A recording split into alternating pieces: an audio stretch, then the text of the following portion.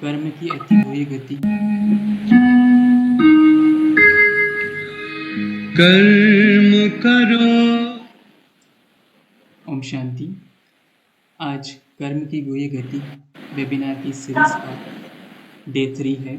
इसके पहले day first, day 2 दो वेबिनार के क्लासेस हो चुके हैं, जिसमें हमने डे फर्स्ट में जाना कि कर्म की गति का आरंभ कैसे होता है। साथ ही हमने कर्म के प्रकार, तो 3 प्रकार के कर्म आदरणीय दीदी जी ने बताया, संचित कर्म, प्रारब्ध कर्म और क्रियमाण कर्म। कैसे इनका चक्रों का कर्म का सिद्धांत होता है, इसके बारे में आदरणीय दीदी जी ने विस्तार से बताया। साथ ही डे 2 यानी लास्ट क्लास में हमने जाना कि कैसे कर्म की गति की परिभाषा को जानकर हम 99% समस्याओं का समाधान कर सकते हैं। कोई भी बीमारी आने का अदृश्य कारण क्या होता है, यह भी हमें दीदी जी ने विस्तार से बताया। कैसे कर्म में माइनस नहीं होता है, ओनली प्लस ही होता है।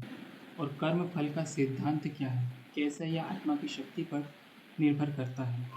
आज का ये क्लास डे 3 है, जिसका विषय हम आदरणीय दीदी जी से जानेंगे, अकर्म, विकर्म और सुकर्म क्या है।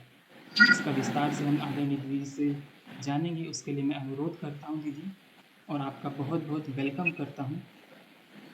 और इस क्लास की शुरुआत करने के लिए मैं आपसे रिक्वेस्ट करता हूँ कि कृपया इस क्लास की शुरुआत करें। ओम शांति।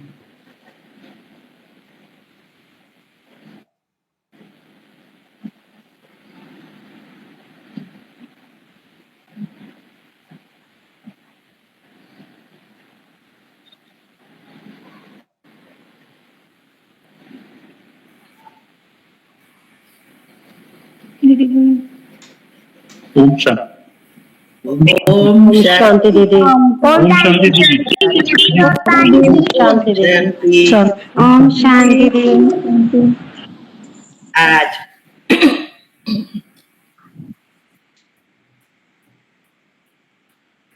कर्म की गति बहुत बहुत सूक्ष्म है। जो हम सोचते हैं इतनी इजी नहीं है।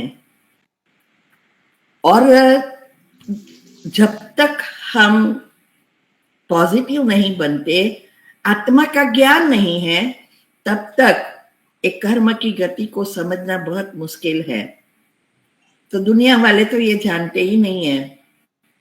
जैसे कहा कि बताया लास्ट टाइम कि संकल्प ही कर्म का बीज है। हर पल संकल्प चलते हैं, वो आपका भाग्य बना रहा है। इसीलिए लास्ट टाइम मुरली में बाबा ने, परमात्मा हमें हर बात सिंपलिटी से बता रहे हैं कि क्या क्या करना है, क्या होता है। तो उसमें बताया था कि खुद के कर्म भी है। तो ये खुद के कर्म संकल्प ऐसे ही चलते रहना, मूवी देखी, सीरियल देखी, ना हमें लेना ना लेना, और चलता रहता है ना, वो संकल्प भी कर्म बनता है। इसीलिए कहते हैं कि हर पल हमारा भाग्य बन रहा है। कई बार हम देखते हैं कि ये जो कर्म है, तो कर्म की गति समझते नहीं, इसीलिए सोचते हैं कि ये जो पैसा वाले हैं, जो बुरे कर्म करते हैं, बहुत सुखी है, और जो भक्ति भाव वाले हैं, अच्छे कर्म कर रहे हैं, वो दुखी होते हैं, और उसके यहाँ प्रॉब्लम भी बहुत आती है। तो कई बार हम भी इस बातों को ना समझने के कारण वैसा ही कर्म करना शुरू कर देते हैं कि उसको तो कुछ नहीं होता, हमें क्या होगा। लेकिन ये बहुत बड़ी भूल है। हर एक के कर्म पिछले अंदर अलग अलग है, आत्मा की अवस्था अलग अलग है, और आत्मा की अवस्था और सोच अनुसार हमारे नए कर्म बनने हैं। इसीलिए भगवान के घर में न देर है न अंधेर है, न रिश्वत है, कुछ नहीं चलता। व्याह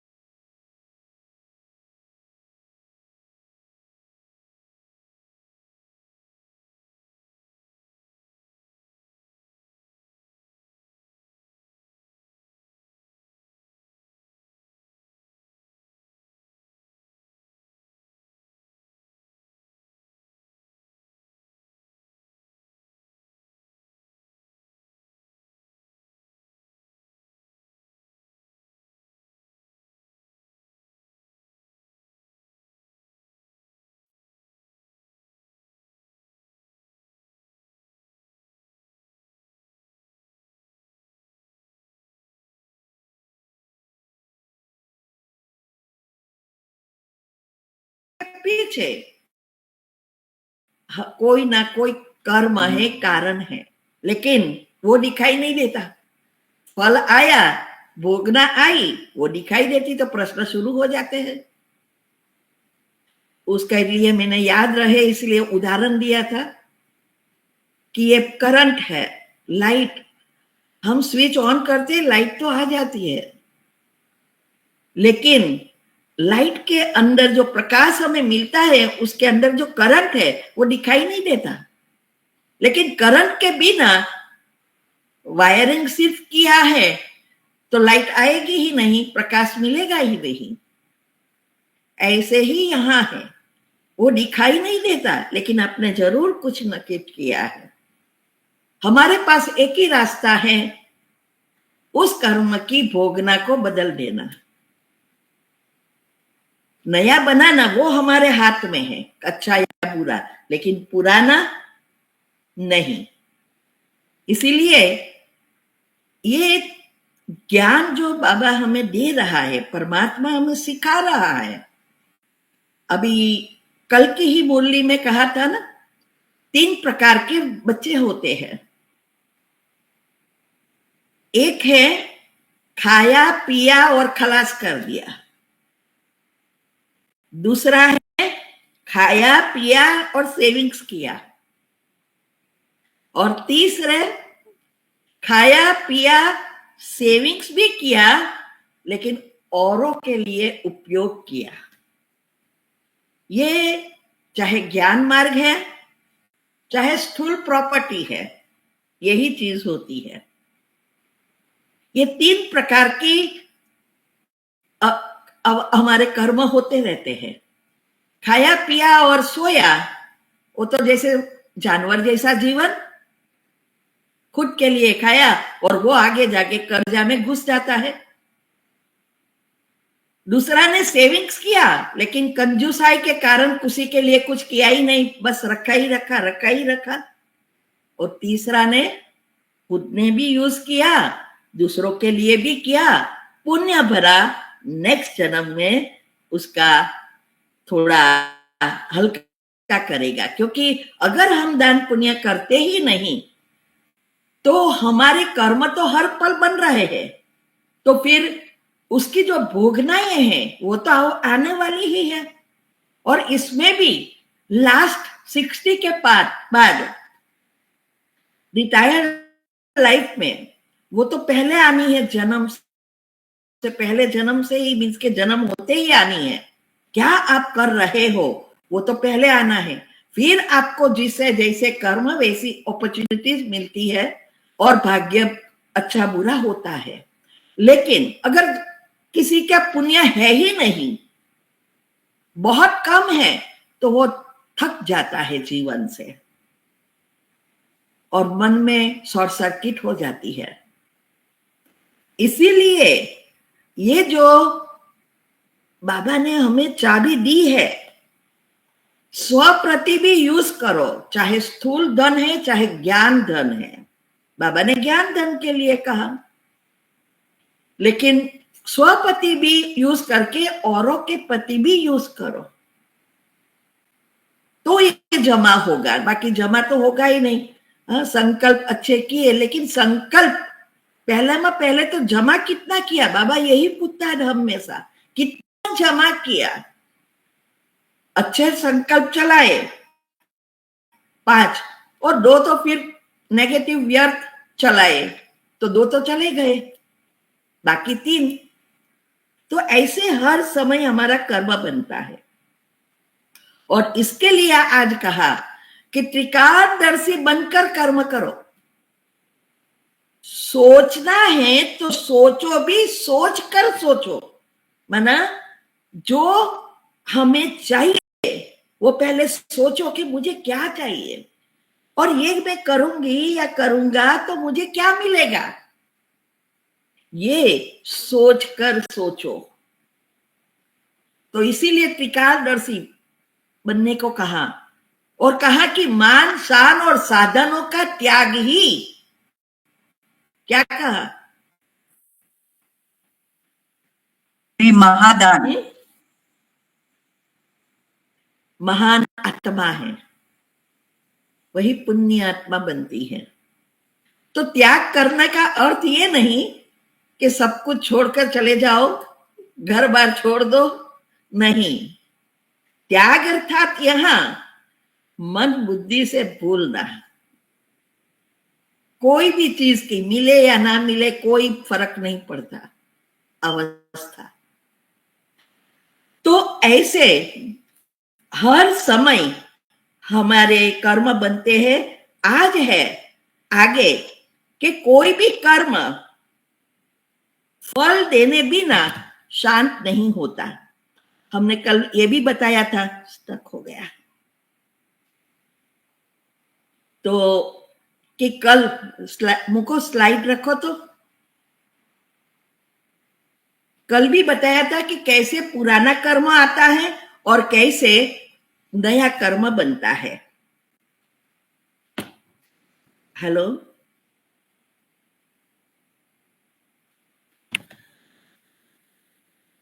एक मिनट, स्टक हो गया है मेरा।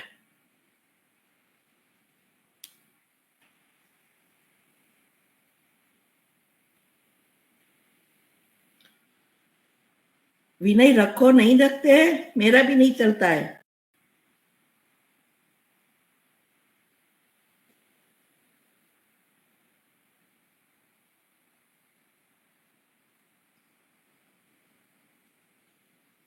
तो कर्म कभी भी हमें फल देने बिना शांत नहीं होगा। तो हमें हमेशा ये सोचना है कि हम भले अभी कुछ अच्छी चीज आई, लेकिन हमारी अवस्था पर नया बनता है, तो हमें उस चीज को अगर हमने छोड़ दिया तो ऐसा नहीं कि वापस मिलेगा नहीं, वो शांत होगा ही नहीं जब तक आप उसका एक कर्म फिनिश करो। इसीलिए ये उसमें बताया है कि जब तक बीज बोया नहीं है तब तक हमारे हाथ में है कि क्या बीज बोना है, मुझे क्या चाहिए, और वो आत्मा की बुद्धि पर निर्भर है।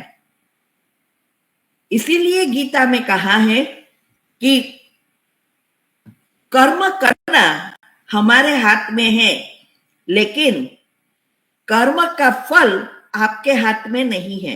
अच्छा कर्म ये तो अच्छा मिलने वाला ही है, तो उसकी आशा नहीं रखो कि ये क्या करे, कैसे करे।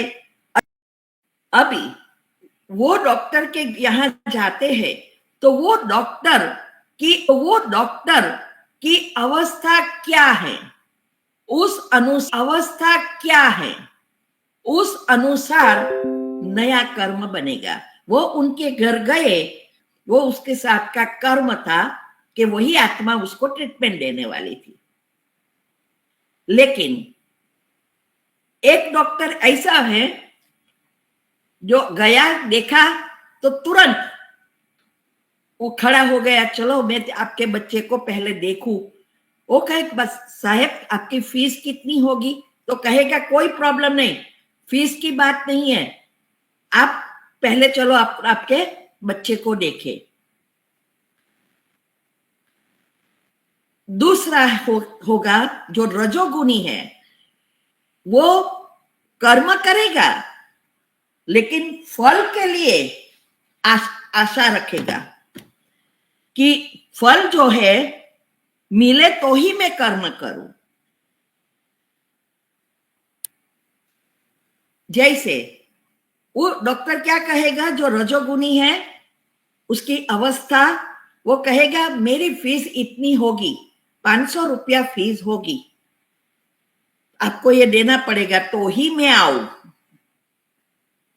और तीसरा जो है तमोगुणी है, वो क्या करेगा, पहले पैसा रखो 500 रुपया मेरी फीस, फिर मैं आऊं।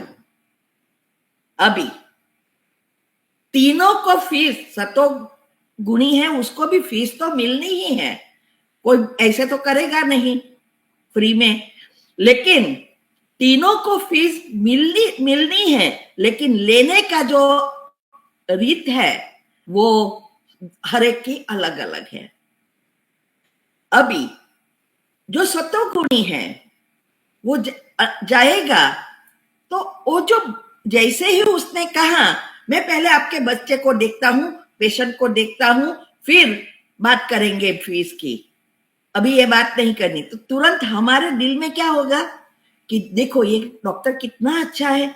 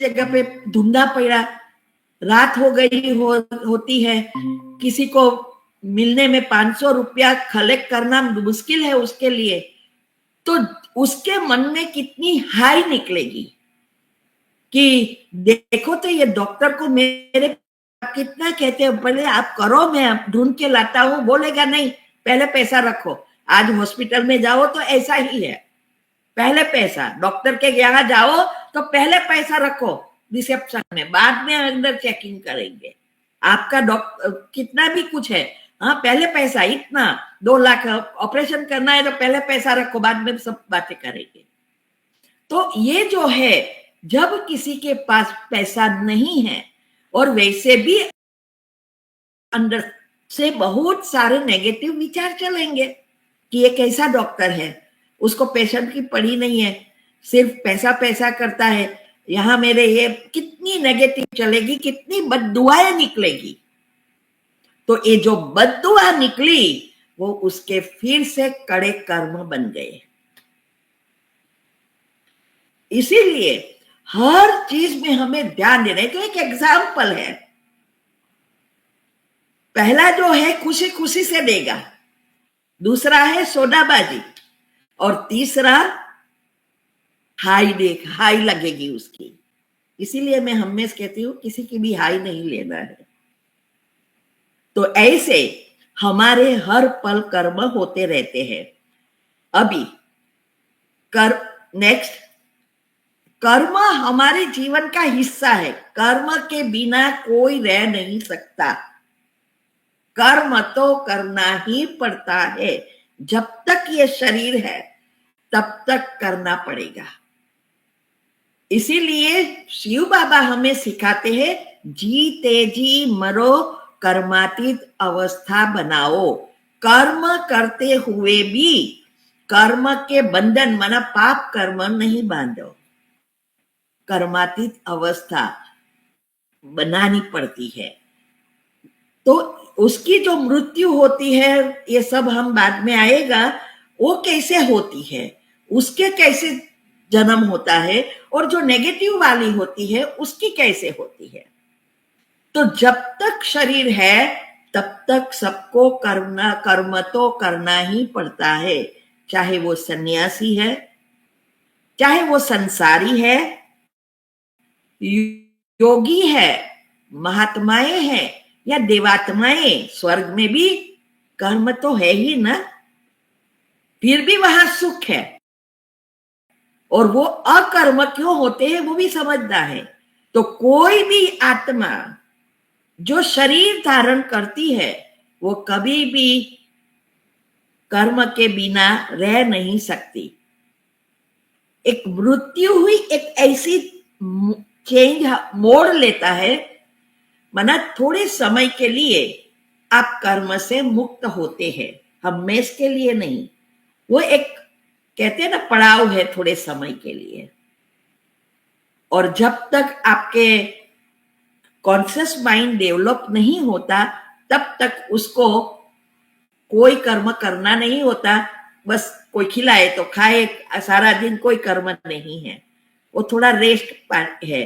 तो दूसरा जन्म भी मिलता है तो वो भी हमें चांस देता है। भगवान जो है बहुत दयालु है, हर जन्म में हमें चांस देते हैं, लेकिन चांस लेना वो हमारी आत्मा के पाप और पुण्य के आधार पर निर्धारित है, बुद्धि कैसी है।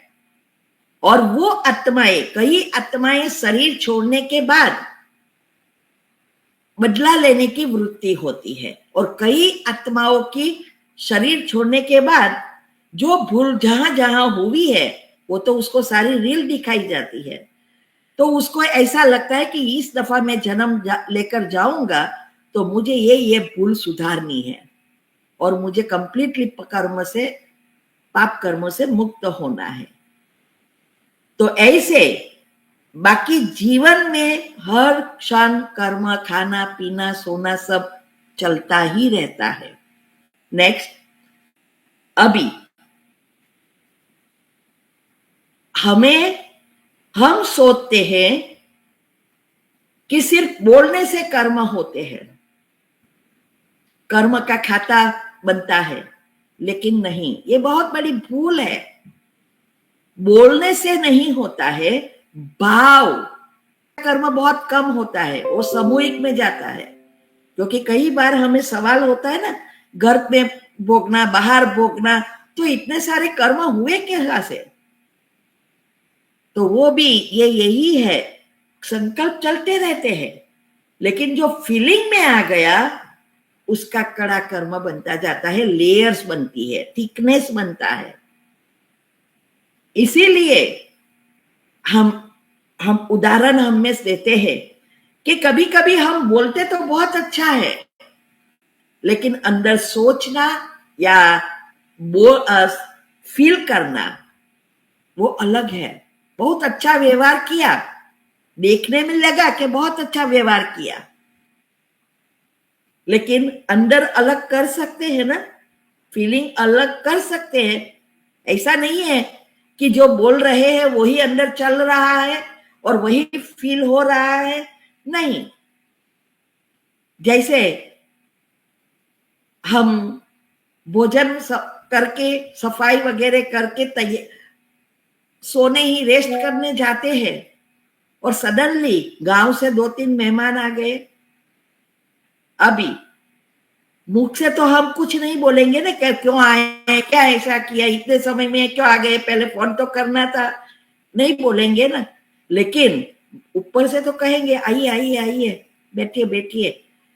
फिर अगर उसने पूछ लिया कि भोजन करेंगे, क्योंकि टाइम था लंच का, तो वो बोलते हैं हाँ हाँ बहुत भूख लगी है, टाइम ही नहीं मिला खाने का। तो और हमारे संकल्प नेगेटिव, भावनाएं नेगेटिव। अब खाना भी बनाएंगे, खिलाएंगे खुशी खुशी से, लेकिन वो ऊपर से है, अंदर कितना संकल्प चलते हैं और कितनी भावनाएं निकलती है। तो वो जो भावनाएं निकली, अंदर संकल्प से फीलिंग हुई, वो आपके कर्म हुए, न कि आपने अच्छा अच्छा किया। इसीलिए परमात्मा हमें हमेशा कहते हैं सोचना, बोलना और करना, व्यवहार तीनों समान है, वही सतयुग में पहले जन्म में आ सकते हैं। बोलना अच्छा है लेकिन सोचना नहीं है तो कभी सतयुग में आ नहीं सकते, भले कितनी भी धारणाएं हो। इसीलिए आजकल हम देखते हैं, पहले के जमाने में भक्ति का फल बहुत मिलता था। कोई भी प्रॉब्लम आए और हम मंत्र वगैरह करते थे, बाधा मानता रखते थे, काम हो जाता था। अभी नहीं हो रहा है, इतने सारे मंदिर बढ़ गए हैं, इतनी पूजा पाठ बढ़ गया है, इतनी कथाएं लोग बाहर जाके भी करा रहे हैं, हाँ? लेकिन दुनिया तो नर्क में ही जा रही है। क्यों? क्योंकि अभी जो मन है वो मन भगवान की भक्ति में बैठता ही नहीं, चाहे कोई भी हो। भक्ति समय मन कहाँ ना कहाँ भागता है, देखना ज्यादा हो गया है टीवी वगैरह, तो वो संकल्प जो भी दृश्य हम देखते हैं सबकॉन्शियस जल्दी उसको एक्सेप्ट कर लेता है, अंदर छप जाता है। तो हमारा जो लेयर्स है वो नेगेटिव इतना बन गया, और जैसी स्मृति वैसे ही संकल्पों की उत्पत्ति। अगर हमें अच्छे कर्म करने हैं, अच्छा भगवान की याद में रहना है, पाप कर्म को भस्म करना है, तो जरूरी है मन को परिवर्तन करना, स्मृति बदलना। और स्मृति बदलने के लिए संकल्पों को बदलना जरूरी है। स्मृति अभी दुनियावी चीजों की बनी है, उस स्मृति को आत्मा ज्ञान की बनानी है। आत्मा के गुणों का चिंतन, आत्मा का जितनी आत्मा की बातों का हम चिंतन करेंगे उतनी स्मृति हमारी पॉजिटिव बनेगी, तो हमारा चिंतन बदल जाएगा, तो कर्म भी बदल जाएगा। तो इसीलिए आजकल फल नहीं मिलता, भावना फीलिंग पहुंचती ही नहीं है। तो कितनी भी भगवान को चीजें चढ़ाए, कितना भी मानता मैंने कि मुझे लाख रुपए का ये नफा होगा, प्रॉफिट होगा, तो मैं 10,000 आपके ऊपर आपके लिए सेवा करूंगा। आजकल वो हमारे ज्ञान मार्ग में भी ऐसा हो गया, भोग लगाने की सिस्टम हो गई है। लेकिन ऐसे भोग लगाने से जो भोगनाएं जाती है तो किसी को योग करना ही नहीं पड़ता है। तो ये जो है तो भक्ति मार्ग जैसा हो गया।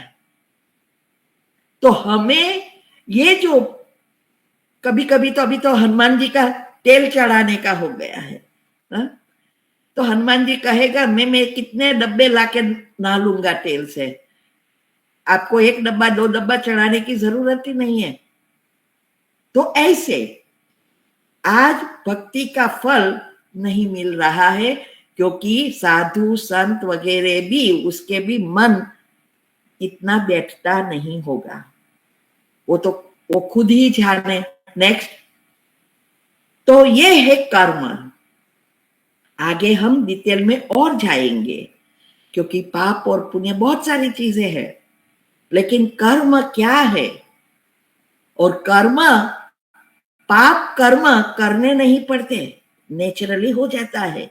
पुण्य कर्म करना पड़ता है, वो ऐसे ही नहीं हो जाएगा। तो ये कर्म की परिभाषा थी। अभी अकर्म, क्योंकि 4 प्रकार के कर्म हैं। कर्म तो है ही, अकर्म, विकर्म और सुकर्म। तो अकर्म की अर्थ क्या है? आत्मा अभिमानी स्थिति में रहकर किया गया कर्म अकर्म है। कर्म बंधनों से मुक्त, माना कर्म करते हुए भी कर्म बंधनों से मुक्त, वो स्थिति वैसे तो सतयुग में, स्वर्ग में नेचुरल होती है, लेकिन वो सतयुग की स्थिति प्राप्त करने के लिए अभी हमें ये अवस्था बनानी पड़ती है। कर्म करते हुए भी कर्म बंधन में नहीं आना है। तो इसीलिए जितना हम आत्मा अभिमानी बनेंगे, क्योंकि शरीर में 2 चीज है, आत्मा और शरीर, और दोनों की जरूरियत अलग अलग है। आजकल किसी को पता नहीं है कि जो अंदर बैटरी है ना, उसको करंट चाहिए, और करंट कम होने के कारण आज प्रॉब्लम हो रहा है। लाइट फ्लैक्चुएट हो रही है, जीवन फ्लैक्चुएट हो रहा है, क्योंकि बैटरी ही भूल गए हैं। जैसे ये मोबाइल है, तो मोबाइल के अंदर भी दो चीज है, टीवी ले लो, मोबाइल ले लो, हर एक चीज में दो चीज होती है, बैटरी और इंस्ट्रूमेंट। अभी मोबाइल हर एक आज यूज कर रहा है, तो मोबाइल का ध्यान नहीं रखना पड़ता है, बैटरी का ध्यान रखना पड़ता है। लेकिन क्यों बैटरी का ध्यान? क्योंकि अगर बैटरी डिस्चार्ज हो गई तो हम दुनिया के कम्युनिकेशन से वंचित रह जाएंगे। तो हर जगह पे हम चार्जर रख लेते हैं। रात को भी हम सो गए हैं और बैटरी डाउन का बज रहा है अलार्म, तो तुरंत रात को नींद बिगाड़ के भी चार्ज करना रख देंगे। क्यों? क्योंकि उसका महत्व पता है। मोबाइल तभी चलेगा जब बैटरी है। मोबाइल को रोज कुछ करना नहीं पड़ता, वो तो जब गिरे या बिगड़े तब हॉस्पिटल मीन्स के मोबाइल वाले के पास रिपेयर करना ले जाना पड़ता है, रोज उसकी कोई मुआवजत नहीं है। ऐसे ही ये शरीर की कोई मुआवजत नहीं है, वो तो जब बीमार होते हैं तब हॉस्पिटल वगैरह जाना पड़ता है। बाकी उसको तो हम ऑटोमेटिक खाना पीना सब दे रहे हैं, लेकिन बैटरी उसके लिए क्या कर रहे हैं? जो महत्व है बैटरी का, जैसे हम कोई एक्सरसाइज नहीं करते हैं, कोई वॉकिंग नहीं करते हैं, लेकिन नियम अनुसार खाना पीना सोना और हेल्दी फूड खाना, वेजिटेरियन और योग, अंदर जो 7 चक्र बैलेंस है, आत्मा की बैटरी चार्ज है, तो शरीर को कुछ नहीं होने वाला। तो आज दुनिया में उल्टा कर रहे हैं। आज दुनिया में सब भूल गए हैं ना, तो शरीर के पीछे पड़े हैं। सुबह से लेकर रात तक कोई कितना भी प्राणायाम करे, कोई कितनी भी एक्सरसाइज करे, तो भी हार्ट अटैक, बीमारियां, कैंसर वगैरह सब हो रहा है। एडवांस में भले ने चेकअप कराए। आज देखो प्रेसिडेंट, यहाँ का जो फॉर्मर पिछला प्रेसिडेंट था बाइडेन, उसको प्रोस्टेट कैंसर शरीर में फैल गया है। हर साल कितना चेकअप करते होंगे, जो हर एक का होता है, यहाँ ये रूल्स है। फिर भी कोई रिपोर्ट में नहीं आया इतना बड़ा प्रेसिडेंट का, तो हमारा जैसे का क्या होगा? अगर वो एडवांस में पता चल जाता तो इतना फैल जाता क्या? तो ये है क्यों वो कहा था, सूक्ष्म शरीर में था। भले वो नेक्स्ट यहाँ सब कैंसर के टेस्ट करवाते हैं, हर एक प्रकार के कैंसर के टेस्ट करवाते हैं हर साल, लेकिन कोई नहीं आएगा, बाहर रिपोर्ट में कुछ नहीं आएगा। ये कर्म इकट्ठे हो रहे हैं आपके सूक्ष्म शरीर में, आपके विचारों के अनुसार। इसीलिए ये जो है अकर्म, अकर्म बनाने की जो विधि है, वो सिर्फ परमात्मा ही आके हमें सिखा रहे हैं। जो हम भगवान के बच्चे बने हैं वो बहुत लकी है। अभी ये हमारा टाइम ये दुनियावी चीजों में नहीं बिगाड़ो। जो भी थोड़ा समय है उसकी श्रीमत पर अच्छी रीति चलकर, पॉजिटिव बनकर, हिसाब किताब पाप कर्म संचित कर्म को भस्म करो। तो ऐसे कर्म करने वाले ही आज दुनिया में भी कह रहे हैं कि दुनिया में वो लोग प्रिडिक्शन कर रहे हैं कि कई आत्माएं जो है, जो वो अंदर की ओर जा रही है, माना आत्मा की स्थिति बना रही है। अंदर जाना माना आत्मा की को झांकना और आत्मा के बारे में समझकर आत्मिक स्थिति बनाना। वही आत्माएं अंतिम समय में वो तो कहते हैं बच जाएगी, लेकिन हम सब जानते हैं क्या क्या होने वाला है। तो इसीलिए कर्म करते हुए भी बंधन में नहीं आना, ये पुरुषार्थ संगम युग पर हो रहा है, क्योंकि स्वर्ग में सब संकल्प से चलेगा। तो संकल्प जो हमें चाहिए, वो संकल्प सोच के संकल्प पर कंट्रोल तब आएगा जब आत्मा में शक्ति होगी और ज्ञान से भरपूर होंगे।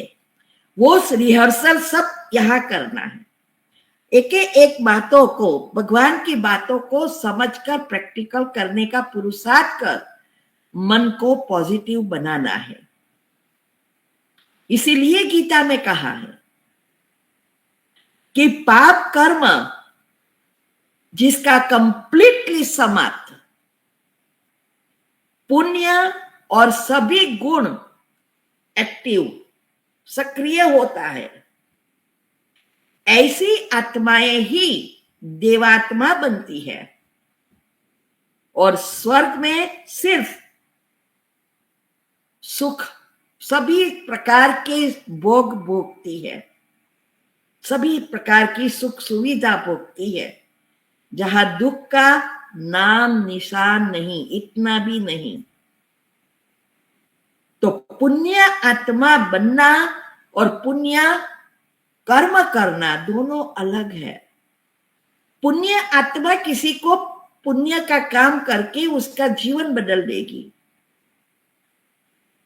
तो वो मोक्ष किसी को नहीं मिलता, जो दुनिया वाले नहीं जानते हैं। इसीलिए मोक्ष मोक्ष कहते हैं। क्यों नहीं मिलता, उसका भी साइंटिफिक रीजन है कि जब तक ये शरीर है तब तक सोच चलनी है। अभी सोच चलती है तो कर्म तो बनता ही है, चाहे अच्छे कर्म बनेंगे चाहे बुरे कर्म बनेंगे। मोक्ष का अर्थ है न पुण्य है न पाप है, वही मोक्ष में रह सकते हैं। लेकिन ये तो पॉसिबल है ही नहीं। विचार कोई स्टॉप कंप्लीटली शून्य नहीं कर सकते कि विचार आए ही नहीं और सिर्फ पाप कर्म भस्म होते जाए। कोई कर्म ना करे तो हो ही नहीं सकता ना, इसीलिए मोक्ष नहीं मिलता। तो इसीलिए कहा है कि जो आत्माएं पाप कर्म को, संचित पाप कर्म को भस्म करती है, वो आगे आएगा। इसके पीछे क्या साइंस है, सब चीज साइंटिफिक है। परमात्मा पूरा बहुत बड़ा साइंटिस्ट है और हम बच्चों को सिंपल भाषा में सिखा रहा है। बच्चे ऐसे करो, बच्चे ये करो, ये सब सिखा रहे हैं। तो हमें पुण्य कर्म सक्रिय करना है, अर्थात पाप का नाम निशान ना रहे। सभी पाप कर्म को ईथर तत्व में भेज देना है और पुण्य को खींच लेना है। और वो ईथर तत्व कभी भी डिलीट नहीं होता, इसीलिए ड्रामा फिक्स है। लेकिन खींचना, पाप और पुण्य, वो हमारे हाथ में है। तो ये अवस्था जिसकी बनती है वही स्वर्ग में पहले जन्म से आते हैं, श्री कृष्ण के साथ आते हैं और इसके घराने में आएंगे। 108 है ना, तो उसके घराने में आएंगे। लेकिन गीता में ये भी कहा है कि जैसे पुण्य समाप्त होते हैं, वो आत्माएं स्वर्ग में, जो भी आत्माएं हैं, वो मृत्यु लोक पर आ जाती है। दुनिया में तो तीनों लोक को अलग अलग कर दिया है। ऊपर स्वर्ग, बीच में हम मनुष्य सृष्टि, नीचे नर्क पाताल। लेकिन ऐसा नहीं है। ये जो है मृत्यु लोक में आना, अर्थात द्वापर से जब आत्मा की शक्ति कम हो जाती है और ये आत्मा जो देवात्माएं हैं उसका पुण्य खत्म हो जाता है, तो द्वापर से जो मनुष्य सृष्टि जहां मृत्यु का कोई भरोसा नहीं रहता, सतयुग त्रेता में लगभग फिक्स होती है, पता चलता है, क्योंकि अंतर आत्मा का आवाज सुनने की शक्ति है, तो पता चल जाता है कि अभी मेरा शरीर छोड़ने का समय हो गया है। लेकिन अभी द्वापर के बाद सब कुछ कर्म के ऊपर आधारित रहता है, तो ये कर्म इसीलिए उसको मृत्यु लोक भी कहा जाता है। तो वो कोई दूसरा दुनिया नहीं है, यही दुनिया परिवर्तन होते होते प्रकृति की भी अवस्था शक्ति कम होती है। तो द्वापर में आना माना 50%। तो इसीलिए कहा कि आत्मा की शक्ति और कला दोनों कम हो जाती है, अर्थात कर्म की गति, पुण्य खत्म, पाप शुरू हो जाते हैं, फिर कर्म करो और फल भोगो। सतयुग में रिटायर लाइफ है, जो भी इस संगम युग पर कमाया वही आपको वहां मिलेगा, वही आपको खाना है। तो संगम युग अभी जवानी का समय है, कर्म करने का समय है, कर्म का बीज बोने का समय है। जो सतयुग त्रेता में जिसने जितना कर्म की खेती की है उस अनुसार उसे फल मिलेगा, और सतयुग त्रेता में बैठे बैठे खाएंगे। तो पाप कर्म बाहर नहीं आते हैं। वैसे भी पाप और पुण्य की गति में अगर कोई आत्मा के साथ या कोई चीज के साथ या कोई जमीन के साथ हमारा पाप और पुण्य दोनों इकट्ठे होते हैं, तो पुण्य पहले यूज हो जाता है, पाप फैलता जाता है। वो कैसे पता चले? Energy, positive energy, negative energy. तो वो उस अनुसार हम एक्ट करेंगे, उस अनुसार हम दूसरों के साथ बोलेंगे, व्यवहार करेंगे। तो ये जो है कर्म की गति में, अब यही कहा है गीता में भी कि आत्मा की शक्ति कम होती है, पुण्य कर्म खत्म होते हैं, तो अभी पुण्य नया करो और फल भोगो। तो जब हम बाधा मानते हैं ना, तब भी पाप कर्म भस्म नहीं होते, फैलते हैं, वो हट जाते हैं, क्योंकि पुण्य और पाप इकट्ठे हो जाते हैं भगवान की याद से। तो हमारा काम हो जाता है, भावना का बाला मिल जाता है, लेकिन हिसाब किताब चुकतू नहीं होते हैं। वो आगे डिटेल में आएगा नेक्स्ट। तो अभी ये है अकर्म, कर्म करते हुए भी कर्म बंधन में नहीं आना। अभी विकर्म अर्थात पाप कर्म, देह अभिमान के वश होकर या विकारों के वश होकर जो भी कर्म करते हैं 5 विकार के कारण, वो सब विकर्म अर्थात पाप कर्म बनते हैं। भले परसेंटेज अलग अलग होती है, लेकिन हमारे ही विकारों से ये होता है। अभी विकार कहां से आएगा? पहले आत्मा की शक्ति कम हो जाती है, तो हमारा देह भान आता है। देह भान से देह अभिमान शुरू हो जाता है। देह अभिमान से अवगुण उत्पन्न होते हैं। आत्मा अभिमान से गुण उत्पन्न होते हैं, और गुणों से हमारे पुण्य कर्म बनते हैं। हमारे 7वें चक्र में गुण के लेयर्स होते हैं पॉजिटिव, और फिर जैसे जैसे शक्ति कम होगी हमारे अवगुण बाहर आएंगे, और अवगुण से बना हमारे, वो हम डिटेल में बाद में देखेंगे 7 चक्र के साथ कैसे जुड़ते हैं और कैसे हमारे ऑपोजिट बना पाप कर्म बनते हैं।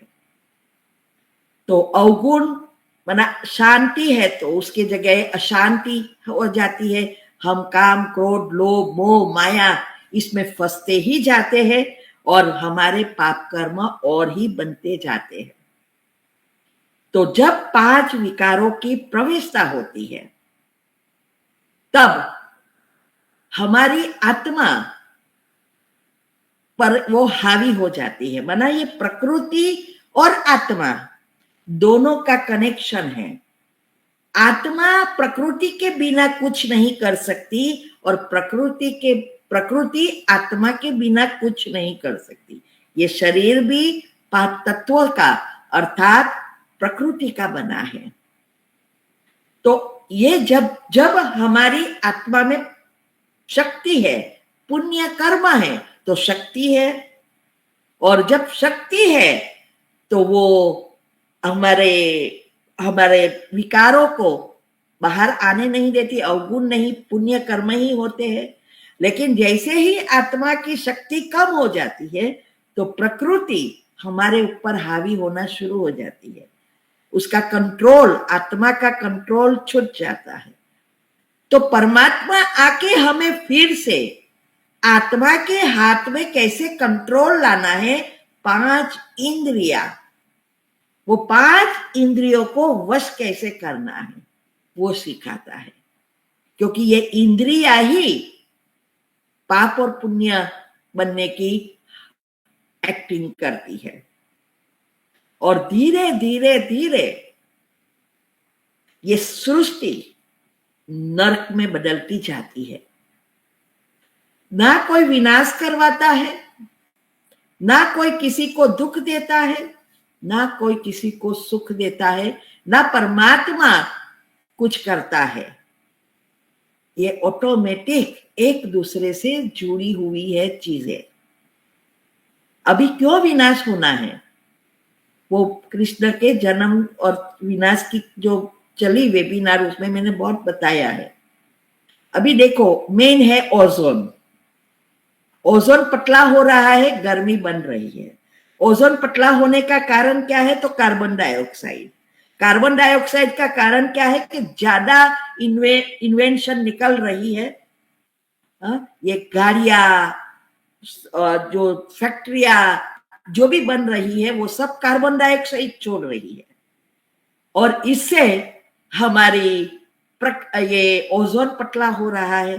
जितना पतला इतनी गर्मी ज्यादा, जितनी गर्मी ज्यादा उतना ये बारिश वगैरह भी फ्लक्चुएट होगी। और ऊपर से ये जो बॉम्ब मिसाइल्स वगैरह जो है और खराब कर रही है, प्लास्टिक और खराब कर रही है। तो ये सारी चीजें एक दूसरे से जुड़ी है। बहुत ट्राई कर रहे हैं साइंटिस्ट विनाश ना हो, मगर ये होना ही नहीं है। क्योंकि जो मूल चीज है वो नहीं हो रही है, वो तो सबको करनी पड़ेगी। हम ही कलयुग हमने ही बनाया है तो स्वर्ग भी हमें ही बनाना पड़ेगा और कोई बनाने वाले नहीं है। तो हमारे मन में जो विचार हो कि हमारे बदलने से क्या होगा, क्या दुनिया बदल जाएगी?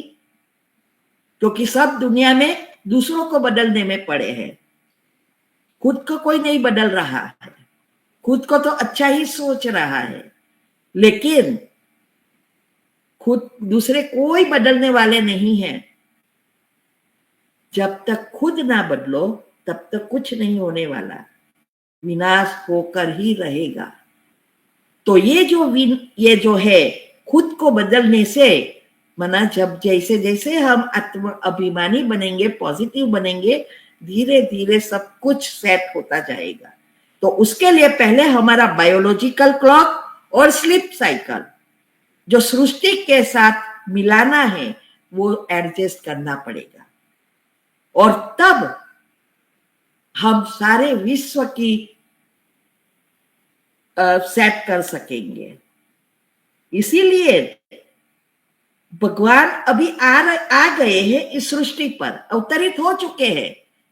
कोई कल के अवतार होने वाला नहीं है, हो गया है। लेकिन वो सबको रास्ता बता रहा है क्योंकि उसके तो सब बच्चे हैं। लेकिन जो इस बातों को थोड़ा भी समझेंगे वो सिर्फ 33 करोड़ लेकिन उसमें से जो तैयार होंगे नई दुनिया के लिए वो सिर्फ 9 लाख। आप सोचो, इतना, यही दुनिया में लोग कह रहे हैं कि थोड़ी सी आत्मा ये सब कार्य कर रही है, लेकिन पता नहीं है कौन सी आत्माएं कहाँ हैं। इसीलिए पाप कर्म करना या ना करना वो हमारे हाथ में है। अभी एक बार, अभी लास्ट टाइम में इंडिया आई प्रोग्राम करने, सूरत गई थी। सूरत में रास्ते में बहुत ट्रैफिक जाम हो गई थी, धीरे धीरे कीड़ी की माफक जा रहा था। तो एक फिर देखा कि एक मर्सिडीज कार वाला और रिक्शा वाले को मार रहा था।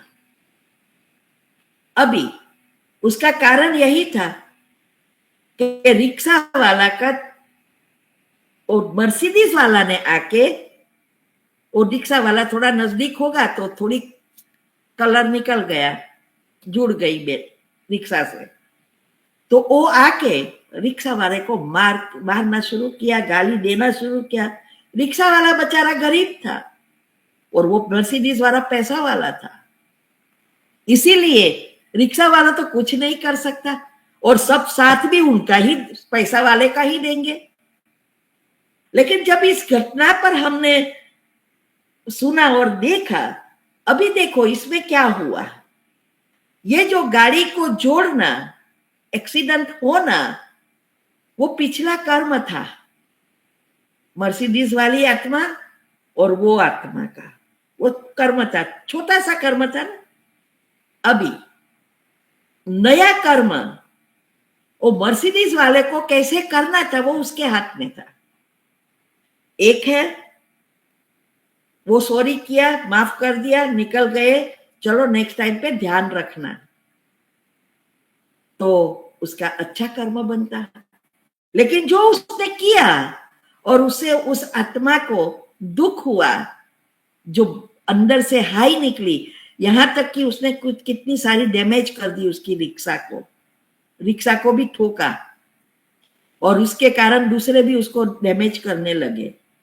तो अभी वो जो रिक्शा वाला को अंदर डैमेज हुआ, बेचारा वो दिन में 200-300 कमाता होगा, अभी उसको वो रिक्शा रिपेयर करने का भी पैसा चाहिए और उसके ऊपर सारी फैमिली निर्भर है।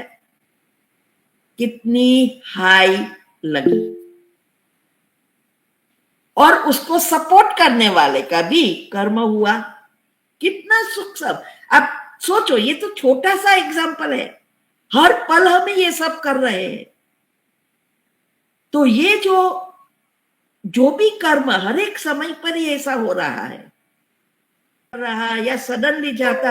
अभी वो गाड़ी वाला तो चला गया, स्कूटर वाला है, गाड़ी वाला है, कोई भी है, लेकिन वो गाड़ी में बैठा बैठा कितना चलाएगा, कितनी नेगेटिव चलाएगा। अभी कोई सुन तो नहीं रहा है, लेकिन वो जो चला रहा है उसके कर्म तो बन रहे हैं ना। वो गया, वो पिछला था। इसीलिए जब हम इंडिया थोड़े समय के लिए वापिस आए थे अफ्रीका से, फिर अमेरिका आए, तो इंडिया का ड्राइविंग और फॉरेन का ड्राइविंग में अंतर है। सभी जगह पे सब लाइट वगैरह फॉलो करते हैं, ट्रैफिक लाइट रूल्स अनुसार चलता है, तो आपको पता है कि टाइम पर कितने बजे निकलना है, सब कुछ स्मूथली चलता होता है। लेकिन जब इंडिया आए, कोई रूल्स का भरोसा नहीं। अगर आपको ट्रेन पे या कहीं भी पहुंचना है और आप समय पर निकले, तो कभी कभी ट्रेन या प्लेन भी मिस हो सकता है।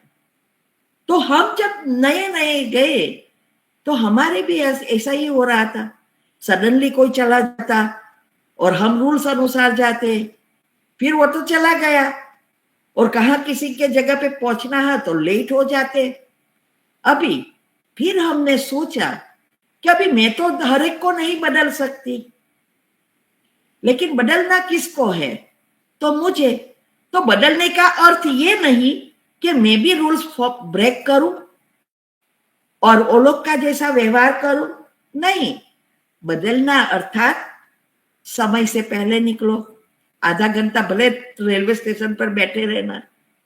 वो निकल गया तो उसके लिए संकल्प ना चले, तो इसके लिए मैंने स्लोगन वो गीत बना दिया, वाह मेरा भारत वाह, हाँ सबको फ्रीडम, गाय भैंस कुत्ते सबको फ्रीडम है यहाँ, फिर मैं क्यों बंधन में रहूं? ऐसा करके गीत गाते रहो, सब आएंगे चले जाएंगे, ध्यान रखो निकल जाओ। तो एडजस्ट हो गए। तो ये है, कर्म को सुधारने के लिए खुद को करना पड़ता है, खुद को युक्तियां निकालनी पड़ती है, पुराने को खत्म करना, नए ना बने उस पर ध्यान देना। तो हम नेक्स्ट टाइम अभी देखेंगे सुकर्म क्या है और सुकर्म कैसे करते हैं, क्योंकि सुकर्म करना पड़ेगा, ऐसे ही नहीं हो जाएगा। जैसे पुण्य कर्म करना पड़ता है वैसे सुकर्म भी करना पड़ता है, जिसका गीता में भी बताया है। तो हम नेक्स्ट टाइम वो करेंगे। अभी किसी के प्रश्न है तो पूछ सकते हैं। मैंने बताया है कि हमारे जो 3 शरीर है उसको साफ करने के लिए दुआ बहुत ज़रूरी है, और दुआ अनेक रीति से हम प्राप्त कर सकते हैं, लेकिन कई चीज़ें बहुत इजी है। जैसे आजकल लोग वीडियो तब देखते हैं जब कितने लाइक है, कितना शेयर किया है, कमेंट कितनी रखी है, कितने सब्सक्राइबर है, व्यूज़ कितने हैं, ये सब देखकर वीडियो देखते हैं। तो यहाँ भी हमें अगर दुआ कमाना है तो हर एक वीडियो में लाइक, शेयर, कमेंट और सब्सक्राइब करना है। इससे कई आत्माएं इसको देखेंगी तो उसमें भगवान की बातों को समझने के लिए मन होगा, और फिर इसमें से कई आत्माएं बाबा के जो छुपे हुए रत्न हैं, माना भगवान के बच्चे जो है वो निकल आएंगे।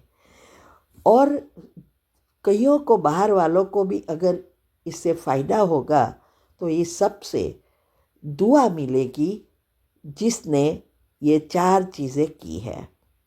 इसीलिए ये घर बैठे दुआ कमाओ। लोग घर बैठे पैसा कमा रहे हैं, आप दुआ कमाओ तो हम भगवान के बच्चे नंबर 1 में जल्दी जल्दी आ सकेंगे। ठीक है। ओम शांति।